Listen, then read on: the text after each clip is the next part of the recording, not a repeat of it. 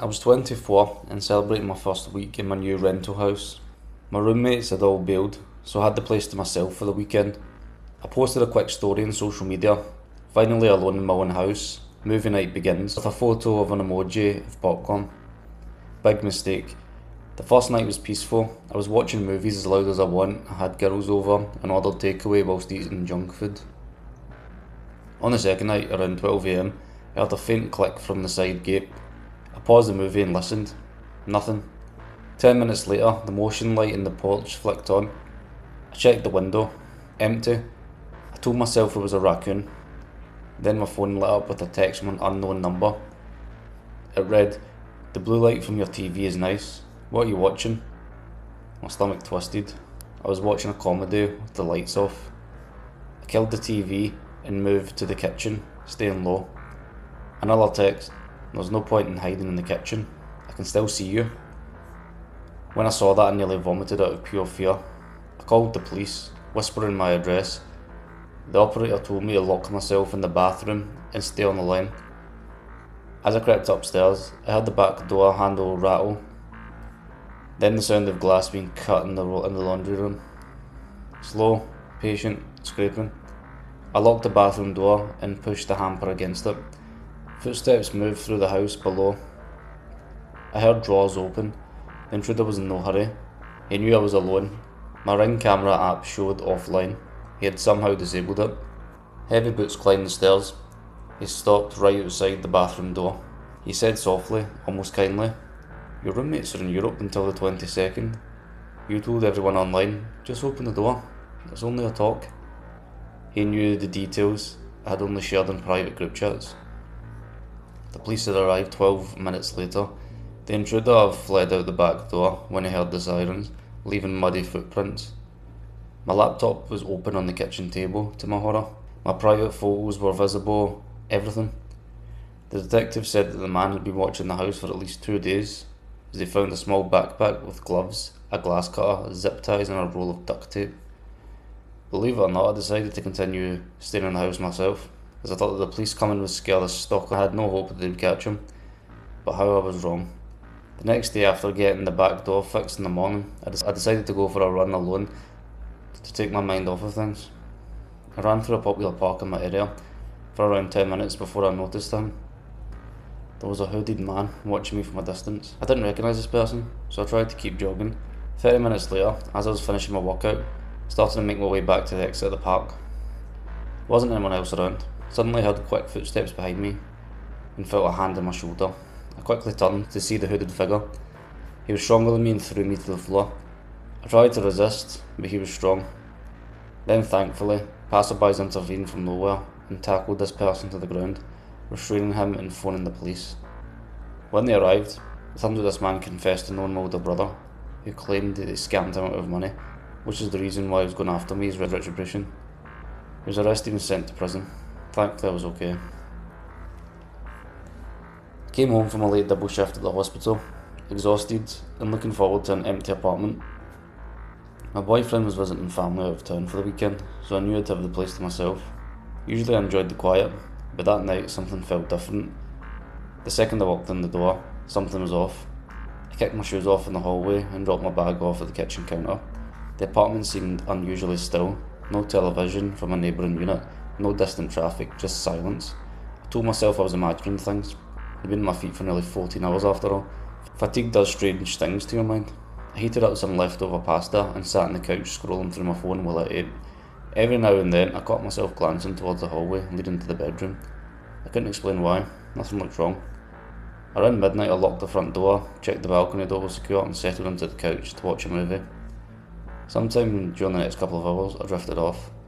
I woke suddenly at around 2 am. First I wasn't sure what had awakened me. Then I heard it. It was a soft click. My bedroom door closing. I sat upright immediately. My heart began pounding. I was absolutely certain I'd left that door open. Always did. It was a habit. For several seconds I stared down the dark hallway, tried to convince myself there had to be a logical explanation. Maybe a draft. Maybe I was remembering wrong. But deep down I knew I hadn't. I quietly stood and walked into the kitchen. My hands were shaking as I pulled a large knife from the block on the counter. The apartment felt different now. smaller somehow. Every sound seemed amplified. I crept down the hallway and pushed the bedroom door open. Darkness. The room appeared empty.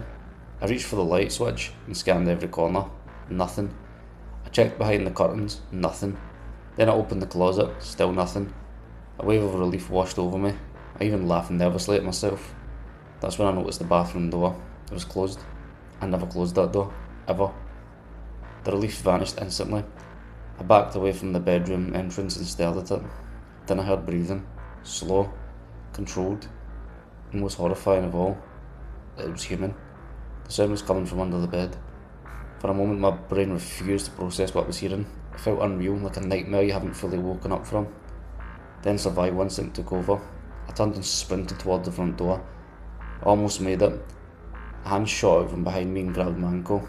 The force he yanked me off my feet. I crashed into the floor hard enough to knock the air from my lungs. I screamed. The grip tightened. Without thinking, I kicked wildly and stabbed backward with the knife. The blade connected with something. There was a shout of pain, and I was released. I scrambled up and ran.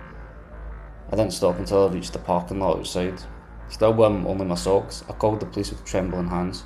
I stayed outside while they searched the apartment. What they eventually found was worse than anything I'd imagined. The intruder wasn't under the bed anymore. He was hiding inside of the attic access space above my bedroom closet. Apparently after I escaped, he had climbed back up there hoping police would miss him, but thankfully they didn't. He was arrested after a brief struggle. Investigators later determined he had entered through the balcony sliding door whilst I was at work. Using a simple tool, he had forced the lock without leaving obvious damage. The blood found in my knife matched the wound in his arm. I thought that would be the end of it, but it wasn't.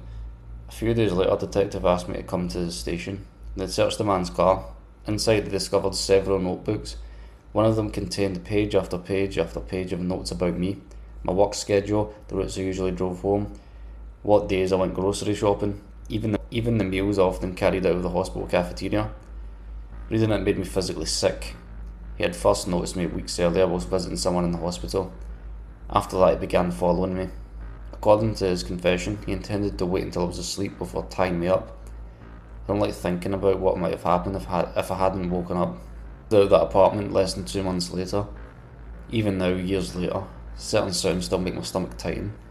A bedroom door closing unexpectedly, a floorboard creaking in the middle of the night, the faint rustle of sheets beneath a bed. Before I go to sleep, I check every closet, every room and every lock. Sometimes I know it's irrational, sometimes I know there's no one there, but every so often I wake up in the darkness, convinced I can hear breathing somewhere inside the house, and for a few terrifying seconds, I feel like I'm back in that apartment again.